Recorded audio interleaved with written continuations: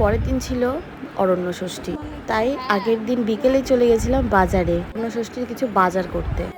অস্বাভাবিক ভিড়টা তোমাদের সাথে শেয়ার করছি, দেখতে থাকো জাস্ট। তো কি আর করার আছে, আমাদের তো বাজার করতেই হবে, বাজারে যখন চলেই এসেছি।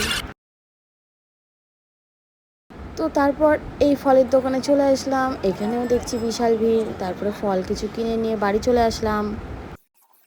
আর আমাদের না ষষ্ঠী করতে নদীর ঘাটে যেতে হয়।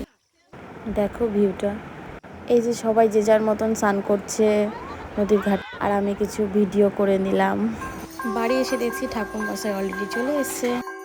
তারপর পুজোর জোগাড় টোগাড় কমপ্লিট করে পুজোয় বসা হলো। আর প্রতিবার না আমাদের বাড়িতেই সব কাকিমা বৌদিরা দিদিরা একসাথে ষষ্ঠী ব্রত পালন করে। তারপরে সবাই মিলে অঞ্জলি দিলাম এবং আমাদের পুজো কমপ্লিট। বাঙালির অরণ্য ষষ্ঠী বলে কথা, আর গরম পড়বে না তা কি হয়?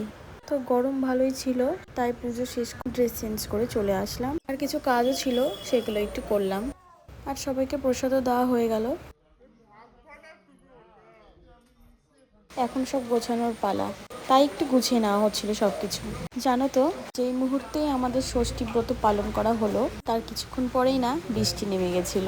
তারপর ঘরে গিয়ে মা আমার হাতে ষষ্ঠীর সুতো বেঁধে দিল। আর আমি নেল পলিশ পরেছিলাম, সো আমি একটু হাতে স্টাইল করে নিচ্ছিলাম, হাতের ভিডিও ফটো করে নিচ্ছিলাম। পরে দেখছি মা এক প্লেট ভর্তি করে আম, লিচু, কাঁঠাল, মিষ্টি সব দিয়েছে। তো আমি খাই, তোমরা লাইক করো। আর তোমাদের ষষ্ঠী কেমন কাটলো কমেন্টে জানিও। বাই।